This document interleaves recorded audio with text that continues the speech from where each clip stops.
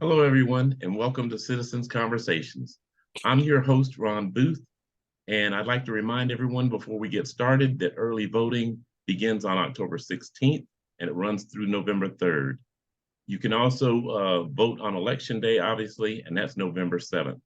For additional information on things such as absentee ballots, go to the Georgia Secretary of State website. And with that, I'd like to introduce the chairperson of Citizens Conversations. That would be Miss Yoshina Colbert Bradford. Yoshina? Thank you for that. Thank you, Ron. Good evening, everyone. Tonight, we have definitely another special guest from District 7, and we're going to continue the conversation with more candidates. So tonight, I'm going to go over a few ground rules like normal. And number 1, be respectful. Number 2, make sure that everyone has their camera off. That's one of our new rules. Number 3, make sure that every citizen has their chat on so that you can see the questions as well. We did have a few discrepancies where people couldn't see the questions coming in, but we do ask every question that comes in. Number 4, relax. And that's for the candidate as well. Relax is just a light conversation to get to better know you. Okay? Tonight we have Mrs. Linda Pritchett running for District 7. She is the incumbent. Congratulations. And Thank you. tonight, you're welcome. And tonight she has graced us with her time, and we appreciate you so much. So I'm going to let you start off with your 2 minutes to let us know a little bit about you. Whatever you like us to know, you have 2 minutes. Thank you so much. Thank you, Yoshina, and thank you, Ron, for inviting me to this conversation. I do think it's important to get to meet people when you're in an election season so that you know who you can potentially be voting for. So again, my name is Linda Pritchett, and I am currently the councilwoman of District 7 in the city of South Fulton. I am first generation Cuban American. My parents were immigrants from Cuba, and I am the mother of 2 great men that I raised here in South Fulton. And I, by training, am a certified paralegal of almost 20 years.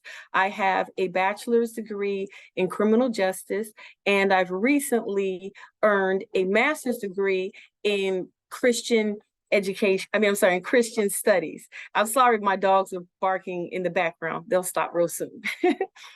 So I'm also a 2017 recipient of the Lifetime Achievement Award from President Barack Obama, and that was for service.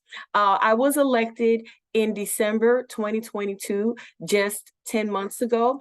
And since I've been elected, I've hit the ground running. My first priority in office was to make sure that I connected with the people that voted for me, the people that I serve, and that I would be able to address their concerns, look at the issues that they had, and see what I can do to basically bring them effective representation and results. And we've been able to do that. I believe that we have improved the quality of life, that we have delivered a lot of municipal services at a different level where people can see tangible results. So ultimately, I'm very excited to serve and continue serving, and I am asking you to humbly consider and vote for me again so that I can continue to do the good work that I started. Awesome. Thank you for that introduction. Next, we'll have Ron start us off with a few questions. Okay, and I thank you for that intro. I learned a lot about you. Originally from Cuba, that's very interesting. And I did also want to let you know that many more will view this on YouTube. We have a YouTube channel that we're going to upload the video to. So even though there might not be that many people on right now, people are going to join. The mayor just sent out a link to several people. So I think they'll be joining. But I just want you to know that this will go out. So my first question to you is name 2 things about the city of South Fulton that you like or love, and then name 2 things that you don't like so much about the city of South Fulton. Well, I like the city of South Fulton. I specifically chose this place when I moved from Virginia to raise my children. What I like about South Fulton, at the time that I moved here, there was a selection of there was a great inventory of homes. There was a selection of places you can live. So there were areas where you can live in smaller homes, bigger homes, you have apartments. What I like about South Fulton is that it's very diverse. In South Fulton, you have a pick of a lot of different amenities. And so I like that. I like the economic development and the growth that we're now experiencing. I think that to live in South Fulton is a profitable thing because on the flip side, although a lot of people have complained about the increase in property taxes, it's because the property values have gone up. People like South Fulton, investors see South Fulton as a place to bring business. And so South Fulton is a great place to live. The things that I don't like specifically, I don't like the mentality that a few people have in our city with regards to trash, litter, taking pride in where you live. So one of my big things is just to change that narrative, to change that mindset for people to feel invested in where they live and that we can provide resources like trash receptacles. We currently have street sweepers that go up and down Old National, which is part of the area that I represent, and other main streets. And they make sure that they can keep the streets clean. We have landscaping services that manicure the right of way. So we're taking a lot of proactive steps to go in the right direction, but there still is a lot of work to be done. All right, thank you for the answer. My next question would kind of piggyback off of what Ron just asked. Moving forward in your on Old National. Old National used to be a very thriving community. We had a lot of new businesses there. How do you see for Old National to come back? Well, the first thing that we have to recognize about Old National is that it does need a facelift. We are looking at we have grant money from the federal government that are part of the American Rescue Plan funds. And so we're looking at giving grants to many small businesses throughout the city that have been affected by COVID. However, we're looking at the beautification is a big component of wanting to attract the right investors to bring their businesses, but no one wants to come somewhere that's not clean and presentable. So we've been working really hard to make sure that we can keep Old National clean, not only just the streets, but the parking lots. A lot of the businesses that in the area that I represent also hire police officers that are off duty just to make sure that our lots are safe. Also, we have to invest or look at improving the lighting that we have to make sure that people, again, are safe, that your cars aren't broken into when you're there. So Old National needs some work, but it has to be strategic, it has to be collaborative, and it has to be something that even the community will embrace and help us with. Awesome.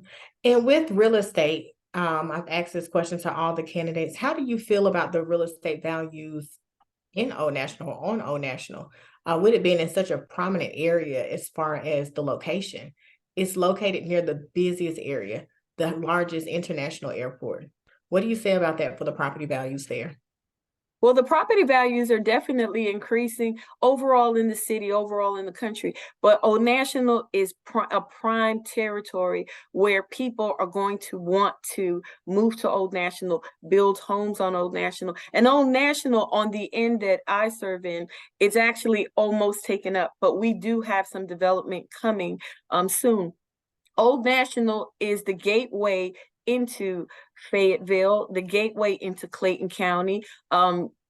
Earlier this year, when Rick Ross had his car show and those different things, we had to put together a strategic plan to make sure that the people who live on Old National were not disturbed by a lot of the people that were trying to attend that event, and that also the businesses weren't disturbed by that either. And we successfully put a great plan in place, and it really helped people that live in that corridor. So it's important not only that the property values are robust, but that we have plans in place to make sure that people can peacefully live off of Old National, because it's such a it's a mixed use where you have a lot of retail, but you have a lot of residential behind the retail. All right, and moving forward, I know you mentioned Old National, a lot of people who are moving here or have moved here. What area, Old National is such a large location. So if you could narrow it down as far as your district, where exactly in Old National, what do you actually cover? What is your district? So I have the tail end of Old National. My district starts on Bethsaida Road and it ends on Highway 138, which is like less than a mile. So it's the last stretch of Old National, right before Fayetteville. Okay, thank you.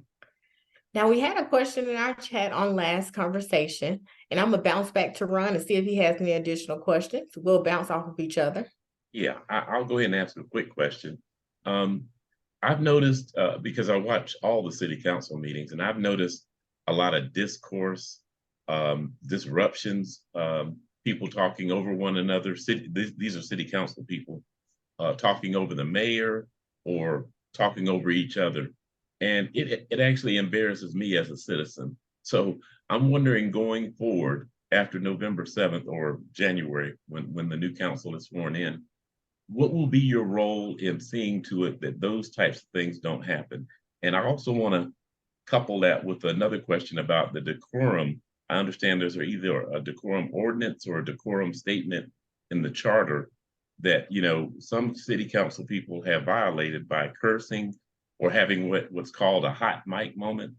So I'm wondering what your thoughts are on that type of discourse during city council meetings, and what would you do about those types of things? So I want to start off by saying that, you know, as a member of the council, it is important that we're the face of the city. You know, we're like the spokespersons of the city. So I like to lead by example. And, you know, I've had a moment where I had to address something that was being said that was out of order and out of turn. And so we conduct ourselves based on Robert's Rules of Order. And where there are situations where there's discord or there's something that goes out of order, we're supposed to raise a point of order. We also have time limits in which we should be speaking. Generally, we can only speak for about 5 minutes on any particular discussion item. And sometimes that's not enforced, that kind of thing. We all pretty much do get along. Sometimes we're real passionate about an issue, or we treat issues as if they're like a streamlined conversation when it's not. And I think it's just, we have to do a better job at policing ourselves.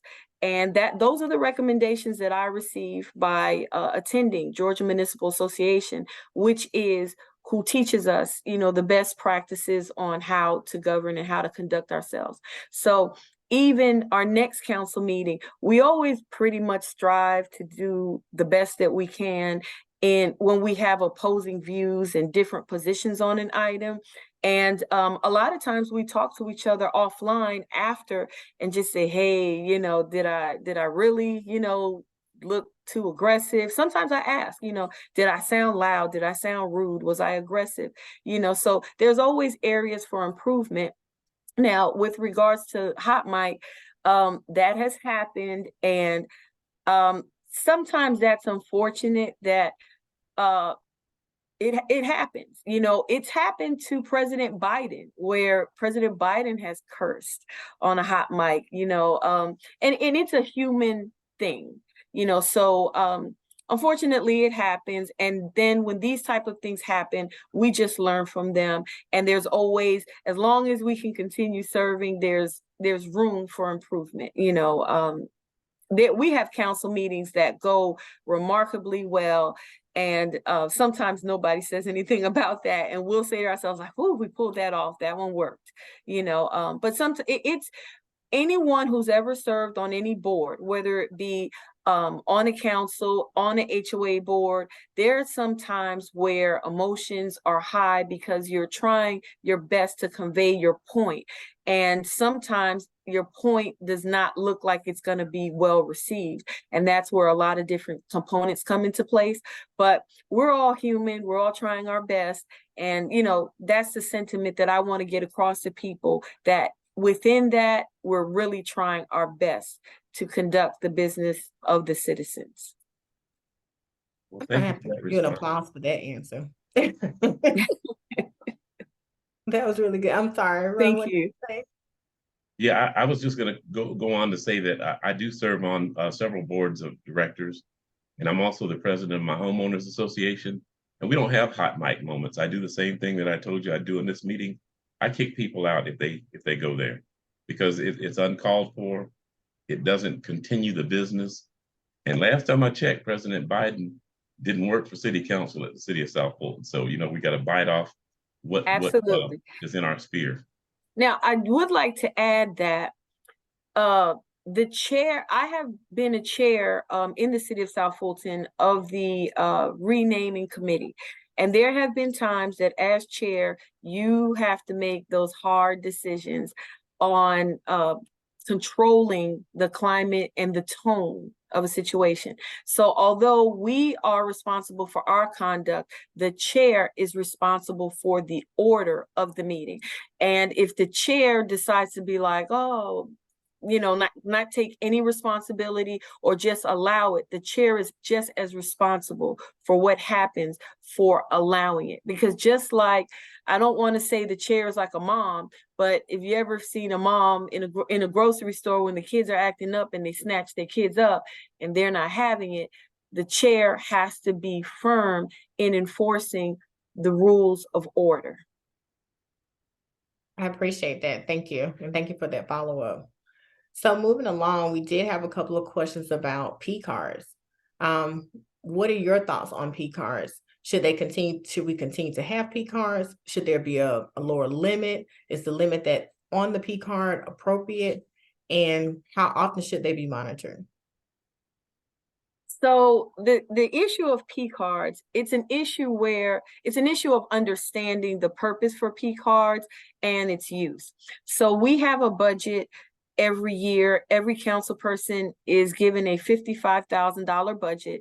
And since we've had COVID, the ARPA funds are an additional $10,000 that's used for community outreach. So the spending of those funds, the P card is just one mechanism with which to spend those funds. We have categories on how we spend, and like we can spend it on travel, on postage, on printing, on education. There's a whole list of categories that's already been decided. And then within those categories, you allocate certain amounts.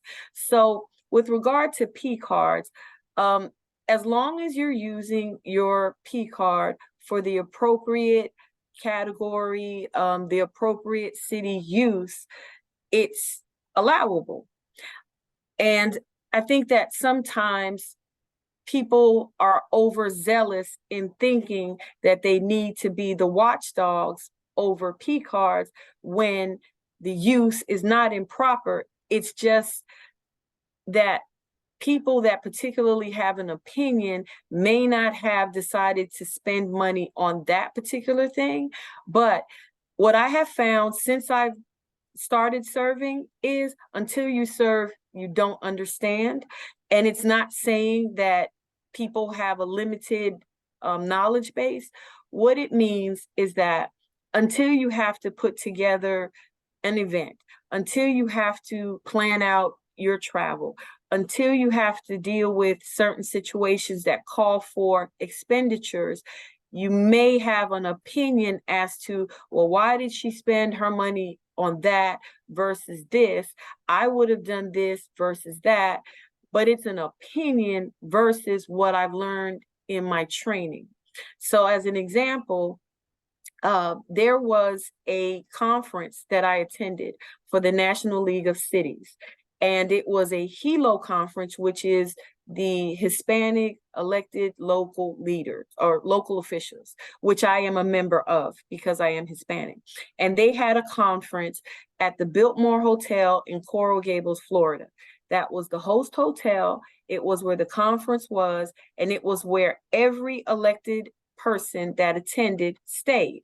The price was a government rate, and we also, when we travel in state, we use our tax exempt forms so that we're not charged tax and we're not charged the hotel motel tax as well. But when we're out of state, we still, most of the time, these conferences, they negotiate special rates for the attendees. The price of the hotel was actually less than a hotel that I stayed at recently under a government rate. So the point is, I have been criticized by citizens on social media saying, why did I stay at the Biltmore? Why am I using taxpayers' dollars to do that? I probably could have stayed at the Holiday Inn or the Ramada or whatever the case, right? But the thing about it is, if everybody stays at that hotel, we got a negotiated rate. It's where the event took place. And when we're at these conferences, these conferences start at 8 in the morning and they end about like 5 or 6 o'clock at night. We have lunches and breaks, and sometimes we have to do like field trips and different things.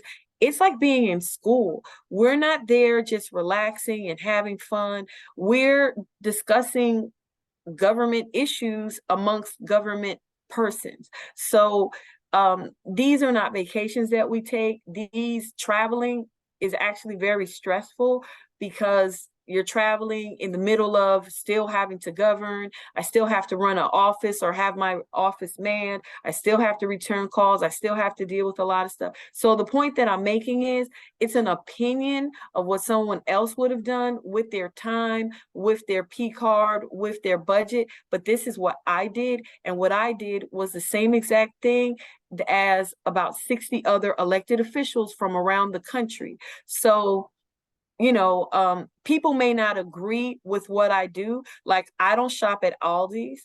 I like shopping at Walmart. I actually like Food Depot. I don't shop at Publix because I just don't, like, generally. So I can't say that someone that shops at Publix is bougie. I can't say that someone at Aldi's is just slumming it. But people just make different decisions on how they spend. And I don't think that anything that I have spent my budget on, or District 7's budget, has been frivolous. And you know, that's pretty much my response. Awesome. Thank you for the answer. So moving forward, wanted to see, and we've asked all the candidates, and I know you're incumbent, but what would your next 90 days look like if you were to get reelected in a seat? What would you do probably the same, or what would you do differently if you could make any changes? What I would do differently, not differently, what I would do then in the next 90 days after being elected, because I was elected to an unexpired term, which means that I had like 1 year, not a full term. I had to do a lot of things very quickly. I had to set up town hall meetings, different events, visit a lot of communities. I had to rush to do a lot, and I've accomplished a lot, but I felt very rushed because I had to, it just happened so quickly. Between that and receiving I apologize again for my dogs, and receiving the education that I needed to make sure that I understood the different things that I was doing.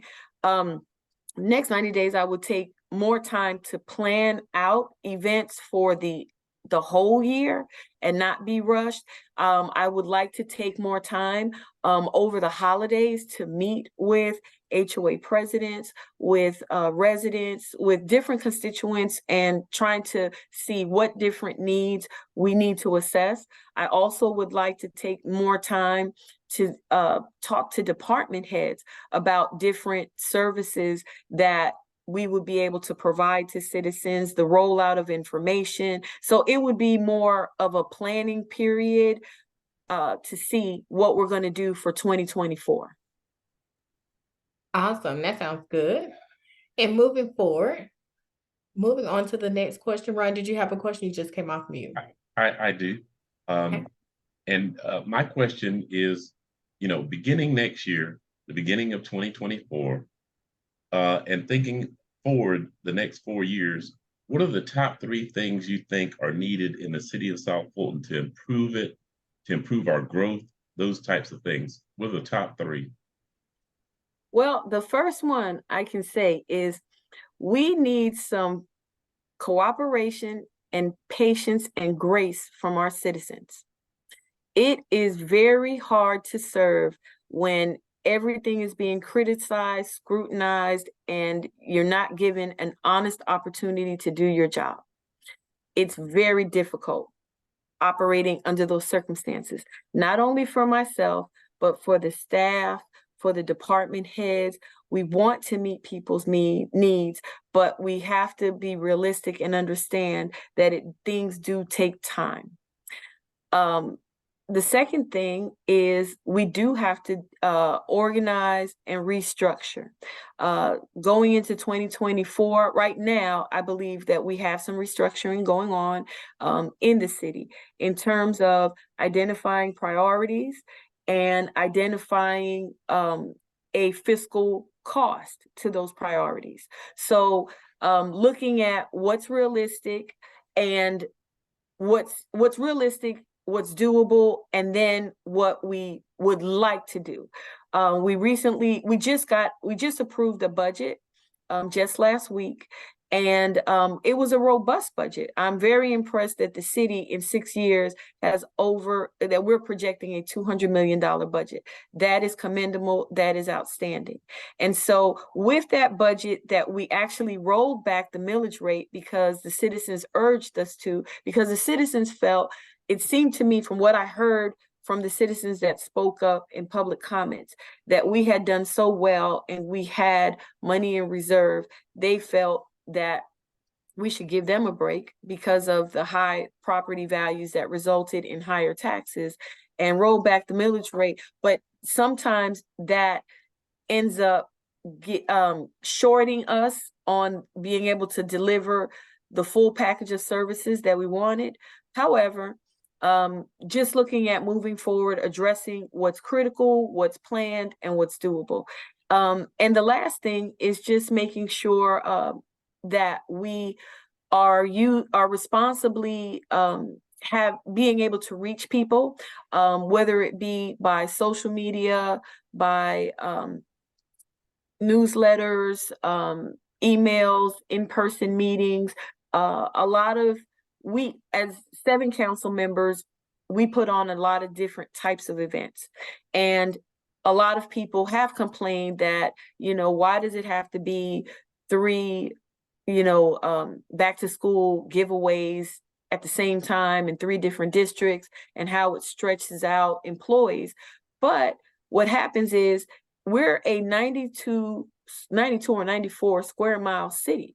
The people in District 4 are not coming to Old National to pick up a backpack. The amount of gas that you'll waste or spend coming over here, you could have bought the book bag yourself, right? So we have to understand that we are a large city. We are a major city. And so we have to be able to accommodate for that. And we are looking at revising our special events process, but being able to do it in a manner where no district feels left out, where everyone feels included, where we can bring people together holistically throughout our city. If that makes sense.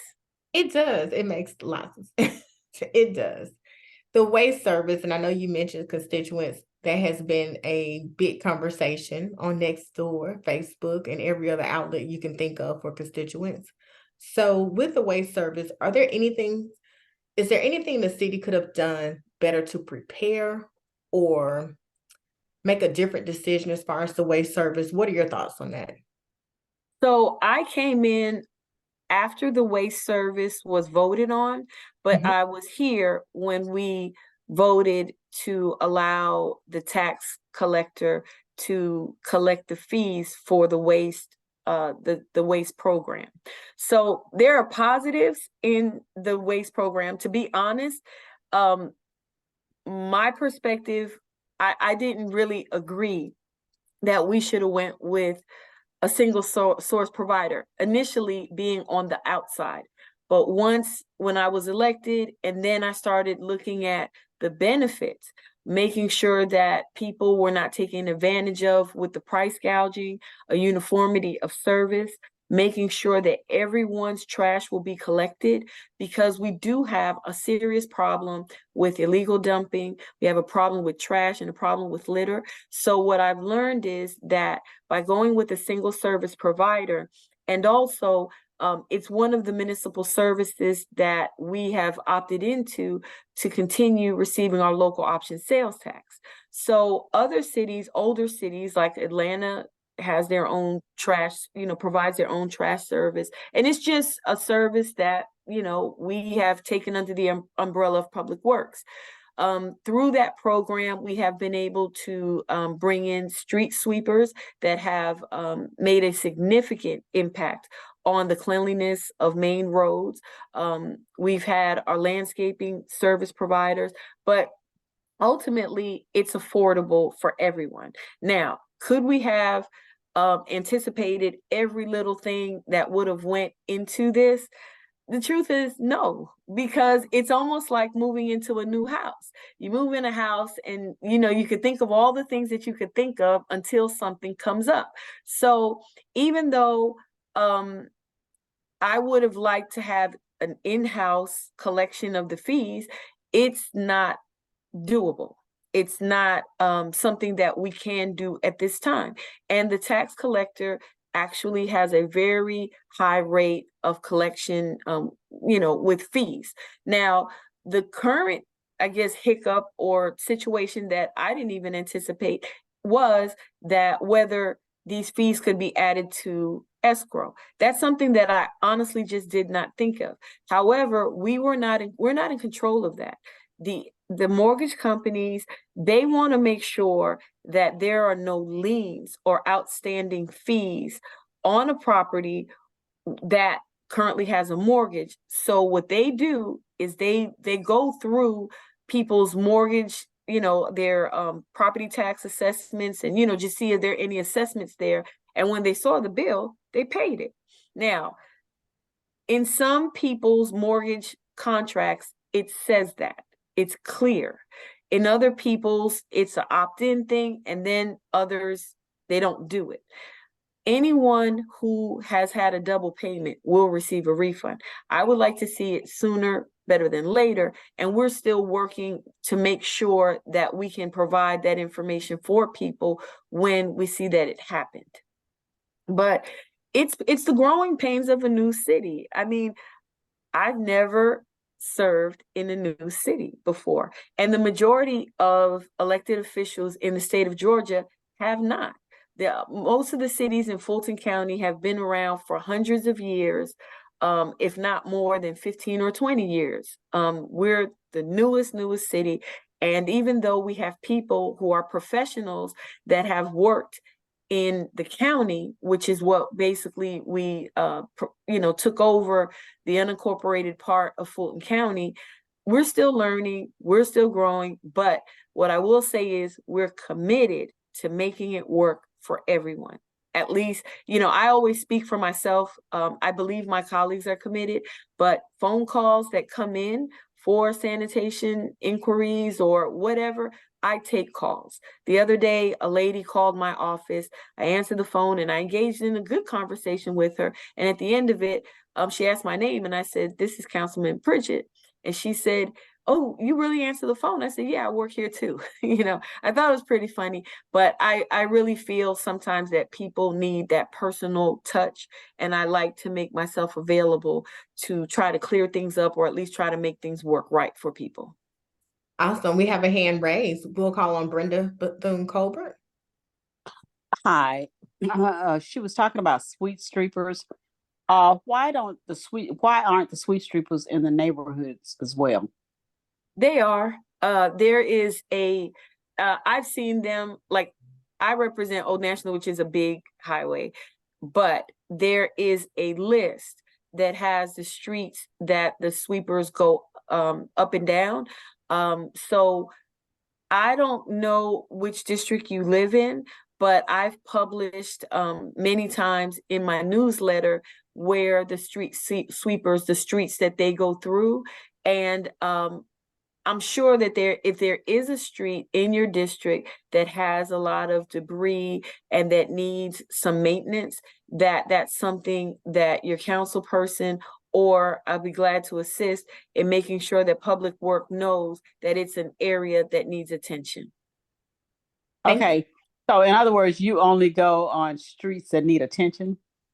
Well, to be honest, I can't tell you how that list is, who came up with that list of what streets should be swept.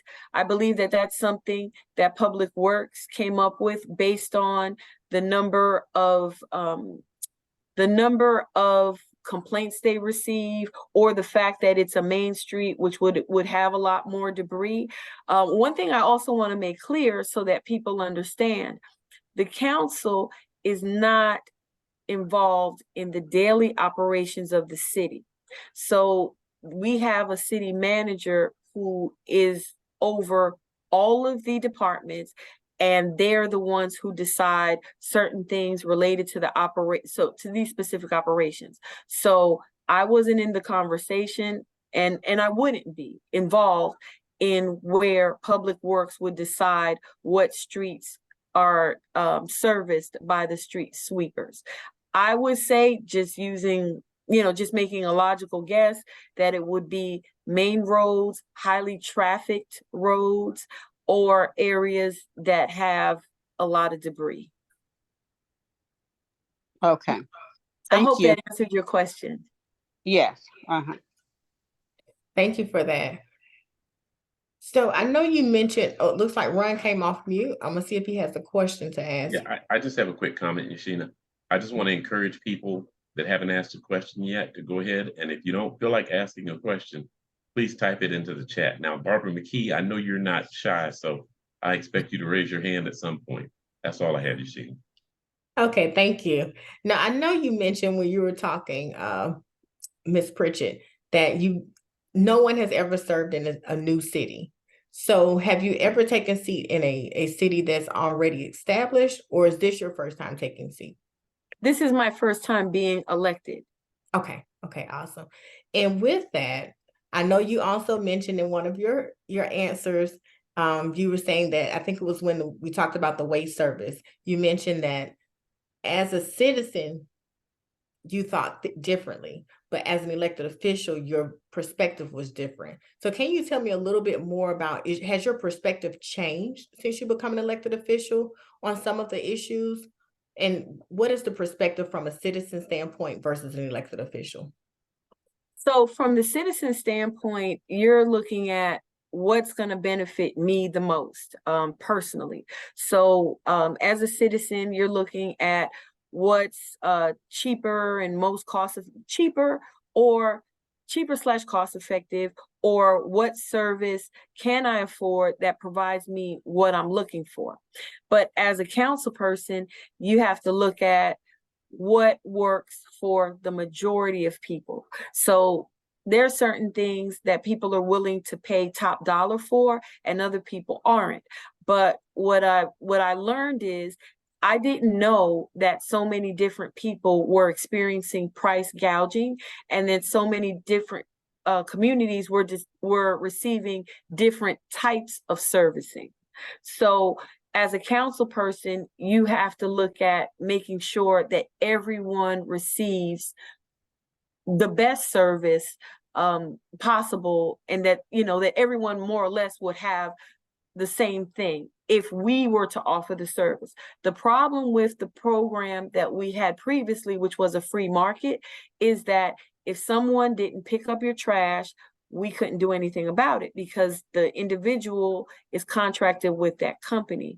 By us providing the service, we are able to be involved in the process. Thank you for that. Now, as an incumbent, since you are in the seat, I know we've just heard talks and, citizens talk from next door to Facebook to everything. So as a citizen, I'm just coming to you to ask you this question. The census with all of the citizens now are, let's just start over. A fresh slate. Let's get everyone in the seat. How do you feel about that since you're actually new? You haven't been there as long as most of the other elected officials. What do you feel about the census of the citizens? Meaning, let's start with the new slate. Let's get the city going, but let's remove what we have right now. So I think that the first thing is that it's a movement that's based on, it's a politically motivated movement. It's a movement that's very miscalculated because like people may not agree with certain things, but it doesn't mean that you get rid of it. So when I first got elected, a lot of people who had issue with certain council members, they were saying, well, hey, if you get in there, I want you to be different than them. I'm different because I'm me. And I look at my oath of office is to serve the people that I'm elected to represent, to make sure that I'm professional, to make sure that I'm responsive, to make sure I'm responsible. There are people who have gotten upset with me because I actually get along with my colleagues. Getting along with someone is not the same as not agreeing with someone. I cannot agree with you and still get along with you. I have a colleague that I get along with them very well, but we normally don't vote the same way unless we're all voting more or less unanimous, unless it's like a no-brainer issue. So the thing is that is what I call a bandwagon mentality. You can't just say, well, because that person did that, then throw all of them away. What I find very unfortunate about how it impacts me is the people in District 7 more or less do know me. I didn't just start yesterday. I didn't just start last year. I have established my record for service over 10 years that I had been a candidate and that I had served in my community. That's why I have the Presidential Lifetime Achievement Award. That's why within the first month of me serving, I have been awarded the Elected Official of the Year for Senate District 35. When the people were polled, they didn't have to say, who is that? They knew. But it's just a disgruntled mentality. And it's very sad because it's like, if you're married and you go through a rough patch, do you just say, well, let me just divorce you and start over? Anyone who's been married and gotten a divorce can tell you that you just don't start over, and it's just not an easy thing. At those points, there are irreconcilable differences. But when it comes to this council, it's not the same. You don't just get rid of everybody because you have issue with the person that represents you or you don't agree. That doesn't work. Because if you think that I don't know something and I just got here and I've received lots of training since I've been here, the person who would come if I was removed wouldn't know anything, wouldn't know what to do in certain circumstances. And then when that person makes mistakes, or the moment that you disagree with that person, do you get rid of them too? It's just a mentality that does not work. And it's actually not fair. As far as I'm concerned, it's not fair to me, because since I've been elected, I've received the training that I should receive actually in January, whether I'm reelected or not. I will receive an achievement award from the Georgia Municipal Association for having over 42 credit hours of education. That is required, but now I'm receiving an achievement level award. That's a lot to do in your first year being elected. But the point is that I haven't even served a full term to allow me to demonstrate how I can improve, if there were areas or ways that I can improve, and how effective my service can be. I think I've done a pretty good job so far, but I don't think that it's fair not to give me a chance. Awesome, thank you. And you talk a lot about collaborations. It looks like Ron came off. Do you have a question? I was gonna lean I'll into wait it. till you finish. I'll wait till you finish. Okay, you talk about collaborations, and I wonder, would you be able to have a collaboration with surrounding cities like Union City, Palmetto, Fairburn? Because as we know, we've all complained about the warehouses that came up once we became a new city, which we know those were deals that were brokered. That's why we became a new city. However, would you be able to do a collaboration to talk with the mayor in Union City and other mayors around to see if they could at least stop building more warehouses in all of our green spaces? So yeah, to answer your question, yes. The beauty of having been involved for over 10 years in my community is that I have good relationships with the different elected officials in neighboring cities. As a matter of fact, many of those elected officials have endorsed me in the past and continue to support me now. We have to understand that the city of South Fulton has their interests, and these other cities may have competing interests. But what we have to focus on is making sure that if these other cities continue in their quest to bring a lot more commercial development, that we can have conversations with them to make sure that we protect our citizens. So I'll give you a good example. Within the first few months of me serving, the subdivision that I lived in, Renaissance has a Fairburn zip code, 30213. They receive, I believe they receive water and sewer service from the city of Fairburn. So people would think, hey, I live in Fairburn, but it's actually South Fulton. So an idea was tossed around by a council person in Fairburn that said to the residents in my community, well, we can just annex you in, so we can just seal the deal. And when I found out about it, I had a conversation. Actually, I had more than one conversation saying that's not going to happen. Because in the first place, anybody who wants us now could have had us before we became a city. But the truth of the matter is that the other neighboring cities didn't want the responsibility of providing us municipal services like fire, like police, all these other things. And it is what it is. They're not going anywhere. And I was serious about that. So the talk of annexing people out and that type of thing, that conversation ended because I addressed it. So we do have respect for each other. We do collaborate with each other in different ways. We do actually train together when we go to the municipal trainings. But my job, first and foremost, is to make sure I protect the interests of the city of South Fulton. And on many occasions, council members have gone to other council meetings and they have fought to make sure we can preserve things and our interests in our city. I believe recently there was something that was going to go up in College Park, like a battery center or something. And some of our council members spoke to the councilman in College Park and persuaded them not to do it. And they were successful. So that's my answer. Thank you, thank you. Ron came off first. Do you want me to go with Brenda? Yeah, She has her. I want to give Brenda, but we want to compartmentalize the time. So 1 minute to ask and 1 minute to respond, and then we cut it off, and then I'll ask mine. Yep, because we only have 10 minutes. Brenda, your hand is up. Brenda Bethune-Colbert. You're on mute. Unmute yourself.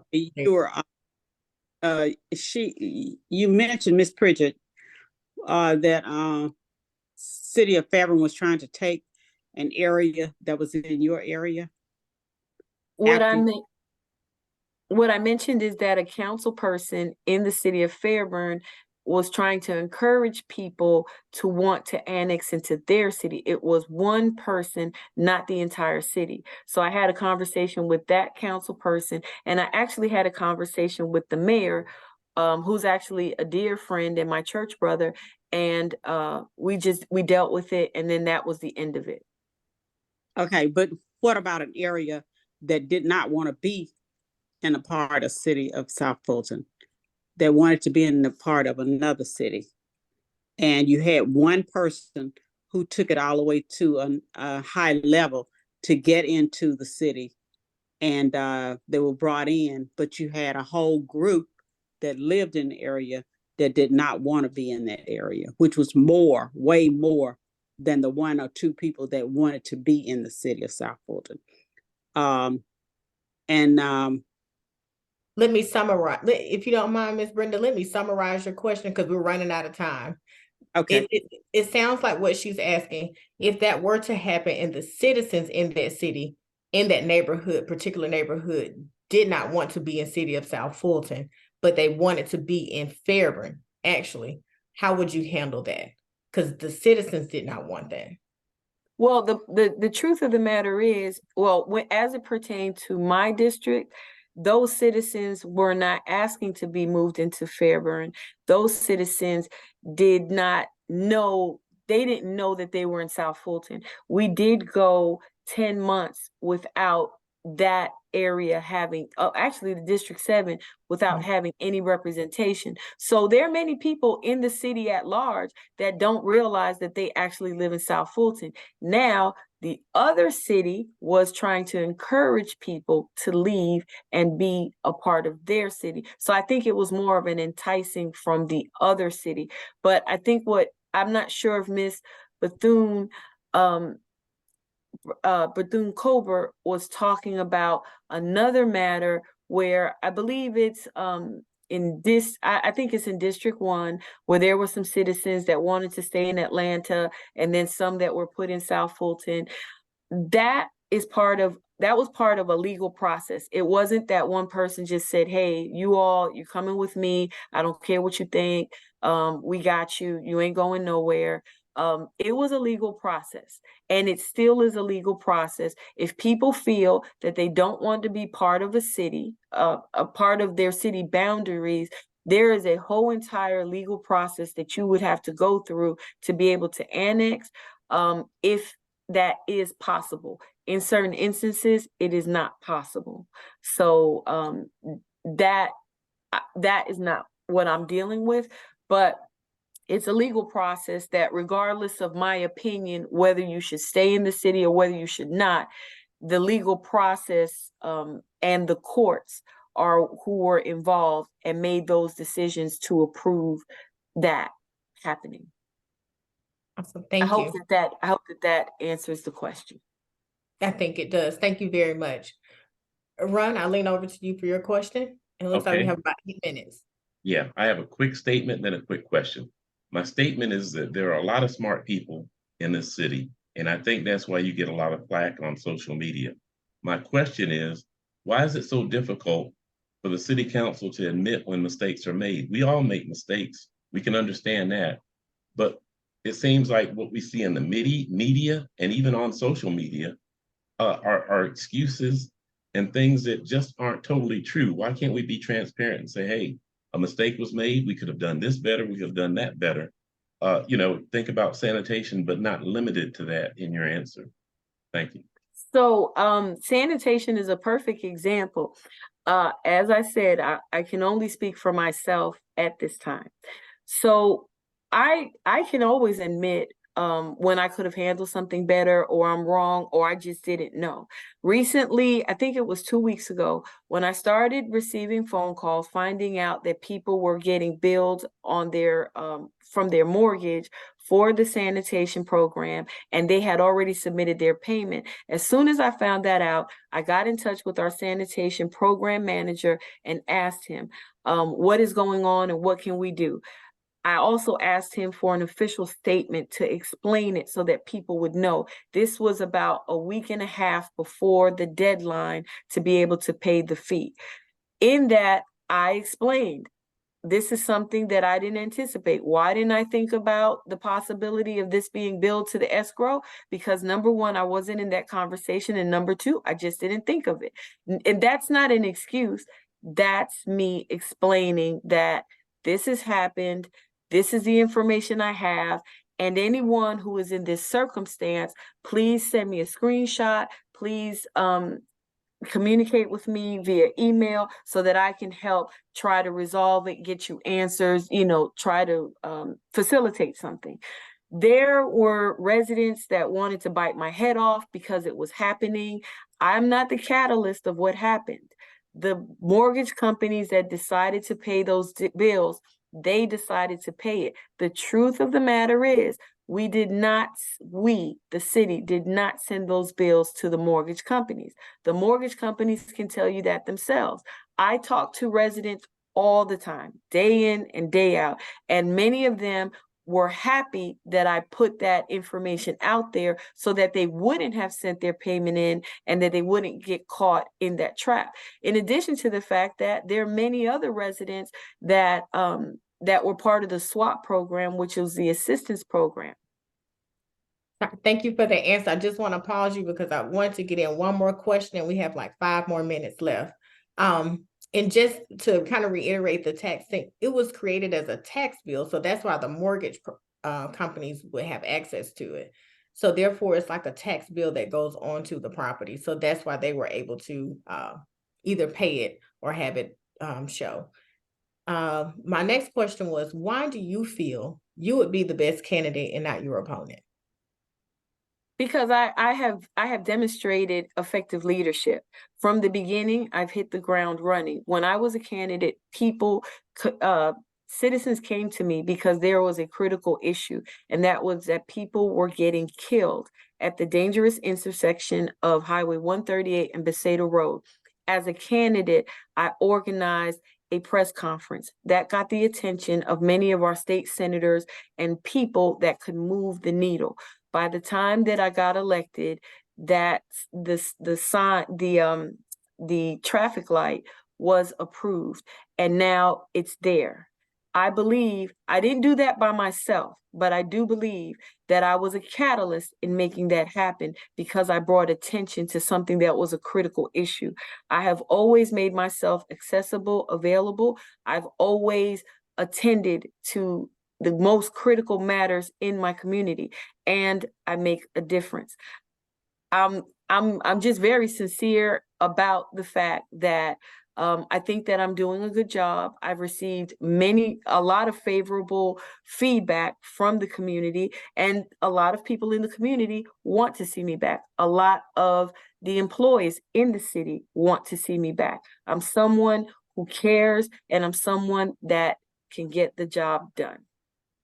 Thank you. And we're going to give you your 2 minutes to tell us anything else you'd like to close us out before we close you out, about you, your campaign, how we can stay in touch with you, what we can do to help support you. Again, I thank you for having me here this evening to have a good conversation, an open conversation about what's going on in the city of South Fulton and why you should vote for me and re-elect me to continue to be your councilwoman for District 7. I have worked hard for 10 entire years, demonstrating my commitment to this community, the commitment to this city. And I have never walked away disgruntled. I've never walked away and just said, forget it. I've been committed and I'm going to stay committed, and I'm always going to be involved in the city. You can visit my website, which is vote4Linda at vote4linda.com. I also like to say that I have been endorsed by 2 very prominent organizations, by Georgia Conservation Voters and also by the Galileo Impact Fund. So I'm very proud that these organizations that I'm working with are committed to moving the city of South Fulton forward in diversity and in unity. And also, I would like to ask you to early vote, because that way you don't get stuck at the polls and long lines on November 7th. So please early vote starting October the 16th. And again, I appreciate you having me on this evening. If you want to make sure that this city is moving forward professionally and that you have progress and tangible proven results, vote for Linda Pritchett. I'm not just talking about it, I'm walking in it, I'm doing it, and I'd like to continue the good work that I started. Thank you so much. Thank you, Linda Pritchett, for joining us tonight. Ron, I'll let you take it out. Okay, and I'd like to thank you also, Councilwoman Pritchett, for sitting in with us tonight and sharing your perspective. I learned a lot about you, and I am very pleased with the things that I heard. So I'd like to remind everyone that early voting starts on October 16th, and it runs through November 3rd, and of course, Election Day is November 7th. And I want to thank you all for joining Citizens Conversations. If you want to revisit this conversation, you'll see it on YouTube. So with that, I'll bid everyone a good night. I'd like to thank our chairperson, Yoshina Colbert Bradford. Thank you so much for doing an outstanding job. And thank you again, Councilwoman. We really appreciate your time. Yes, thank you. Good night. Thank you. Have a good evening. You too. Goodbye, everybody.